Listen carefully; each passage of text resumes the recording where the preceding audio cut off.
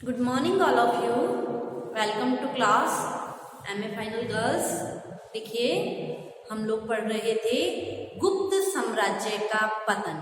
ठीक है, तो हम लोगों ने गुप्त साम्राज्य के पतन की थोड़ी सी रूपरेखा भी पढ़ी थी और इसके पश्चात हमने गुप्त साम्राज्य के जो पतन के जो कारण थे, उत्तरदायी कारण थे, उस पर चर्चा शुरू की थी।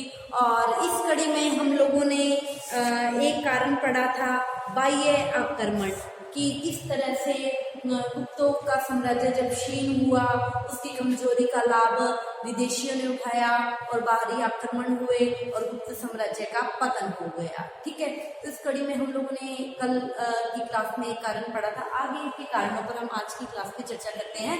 तो देखिए, गुप्त साम्राज्य के पतन का जो दूसरा महत्वपूर्ण कारण था वो था आंतरिक दुर्बलता।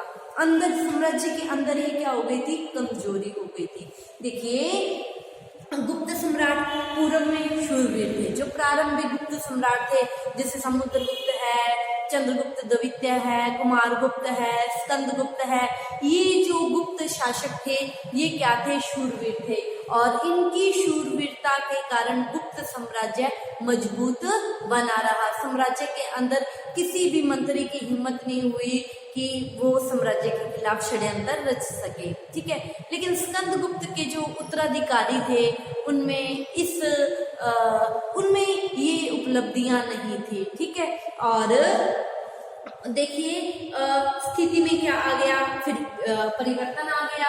देखिए, स्कंदगुप्त की मृत्यु के बाद क्या हो गया, विकेंद्रीकरण की प्रवृत्ति प्रबल हो गई। देखिए, एक तो होता है केंद्र, एक ही जगह इकट्ठे होकर केंद्र में रहना। विकेंद्रीकरण मतलब बिखर जाना, बिखर गए। बिखर जाना से मतलब है साम्राज्य में अंदर दुर्बलता आ गई, कमजोरी आ गई। जो प्रांत थे, हमने गुप्त साम्राज्य के बारे में पढ़ा था कि गुप्त शासकों ने अपने राज्य को प्रांतों में बांटा हुआ था। ठीक है, और प्रांतों के जो अधिकारी होते थे वो राजा के अधीन ही होते थे। ठीक है, लेकिन ये जो प्रांत के अधिकारी थे और गुप्तों के जो सामंत थे, इन्होंने अपनी स्वतंत्र सत्ता की घोषणा कर दी भी हम स्वतंत्र हैं, हमारा गुप्त साम्राज्य से कुछ लेना देना नहीं है। तो प्रांत क्या हो गए, बहुत सारे प्रांत अलग हो गए, तो गुप्त साम्राज्य छोटा हो गया। छोटा हो गया तो वो क्या हो गया, कमजोर हो गया, अंदर ही अंदर उसके टुकड़े हो गए। ठीक है, तो विकेंद्रीकरण की प्रवृत्ति के कारण प्रांतीय शासक सामंत क्या हो गए, स्वतंत्र हो गए। जो सेनापति था भट्टारक, उसने वल्लभी में अपना स्वतंत्र राज्य स्थापित कर लिया, उसने मैत्रिक वंश की नींव डाल ली। ठीक है, इसी तरह सामंत था लक्ष्मण, उसने भी अपना स्वतंत्र राज्य स्थापित कर लिया। ठीक है, गुप्त साम्राज्य से इन लोगों ने संबंध अपने खत्म कर लिए। ठीक है, और जो मालव राज यशोवर्मन था, उसने हिमालय से लेकर पश्चिम तक समुद्र तक के प्रदेश पर अपना अधिकार कर लिया और उसने अंतिम गुप्त सम्राट बर्जर को पराजित भी कर दिया। ठीक है, तो इस तरह ये क्या हो गया, ये भी अलग हो गए। ठीक है, कन्नौज में मोखरियों ने अपने स्वतंत्र शासक की नींव डाल दी। बंगाल के जो गौड़ शासक थे वो भी गुप्तों के प्रभाव से क्या हो गए, स्वतंत्र हो गए। और जो वाकाटक थे, वाकाटकों ने भी, दक्षिण में जो वाकाटक थे उन्होंने भी गुप्त साम्राज्य से अपना संबंध क्या कर लिया, तोड़ लिया। ठीक है, तो इस तरह गुप्त साम्राज्य छोटे छोटे टुकड़ों में बट गया और एक दिन वो क्या हो गया, छोटे छोटे टुकड़ों में बढ़ता बढ़ता अंत में खत्म हो गया। ठीक है, तो ये था आंतरिक दुर्बलता। अगला जो कारण है, महत्वपूर्ण कारण था कुशल परराष्ट्र नीति का अभाव। परराष्ट्र मतलब दूसरे राष्ट्र के प्रति जो नीति थी।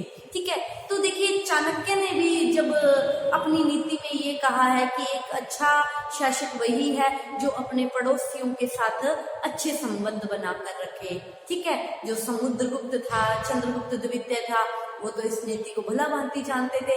अतः उन शासकों ने क्या किया, परराष्ट्र की नीति में अपने आप को परिपक्व बनाया। ठीक है, इसका उदाहरण हम समुद्रगुप्त के रूप में देखते हैं कि समुद्रगुप्त ने किस तरह दक्षिण राजाओं को जीता और फिर उनका साम्राज्य उनको वापस दे दिया, अपनी अधीनता में भी ले आया और उनका साम्राज्य उनको वापस दे दिया। या फिर मेरे पड़ोस में बैठे, फिर कभी मेरे पे आक्रमण ना कर दे, है ना। और उसने जो और पड़ोसी थे विदेशियों के साथ भी अच्छे संबंध बनाकर रखे। ठीक है, क्यों, क्योंकि वो इस चीज को भली भांति जानता था। उसने पड़ोसियों से, विदेशियों से क्या करी, मित्रता बनाकर रखी और उसका प्रभाव क्या है, दूर दूर तक फैल गया। जैसे हम चंद्रगुप्त द्वितीय की बात करते हैं तो उसने भी वैवाहिक संबंध स्थापित किए, ठीक है।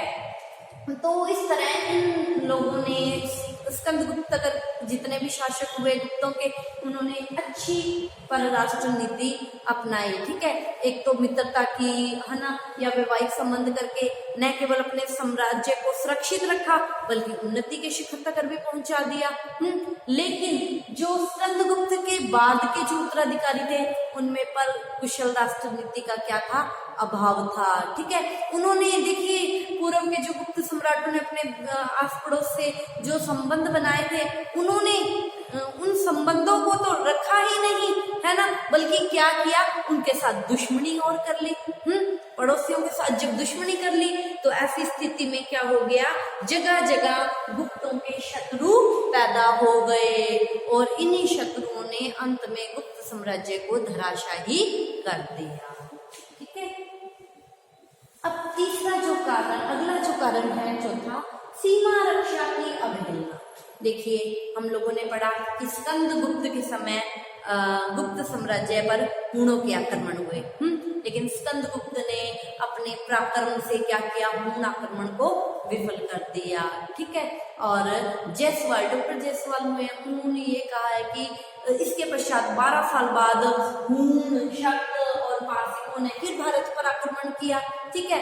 लेकिन स्कंदगुप्त ने क्या किया, इनको पराजित करके इन तीनों जातियों को बंदी बनाकर मरवा डाला, ठीक है। तो अब देखिए इसके पश्चात उसको फिर भी था कि हूण फिर ना आ जाए, तो उसने उत्तर पश्चिम जो सीमा प्रांत, जो सीमा का एरिया था, उस पर अच्छे अच्छे गवर्नरों की नियुक्ति की और वहां पर कुशल अधिकारी नियुक्त किए ताकि फिर से हूणों के आक्रमण से साम्राज्य को बचाया जा सके, ठीक है।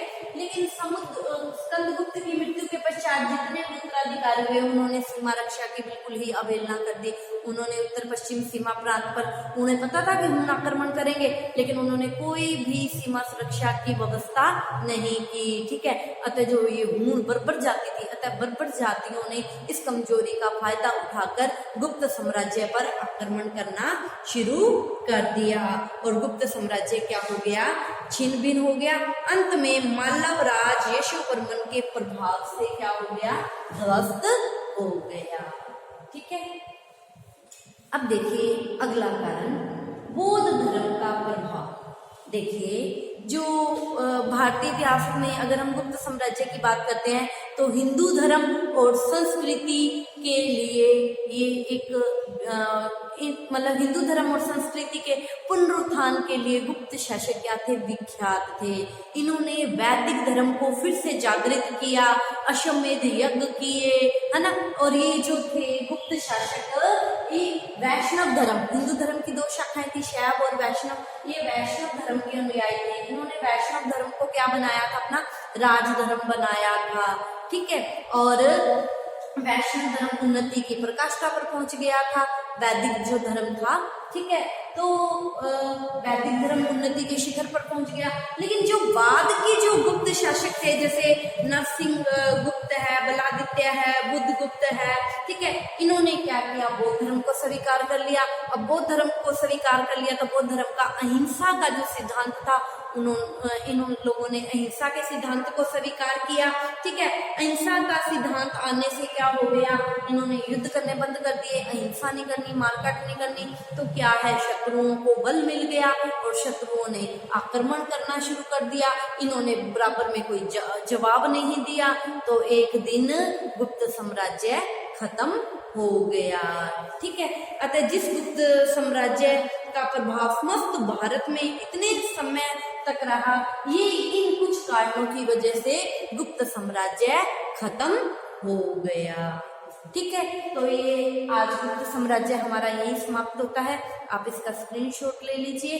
कल की क्लास में नए टॉपिक के साथ मिलते हैं। तो thank you all of you.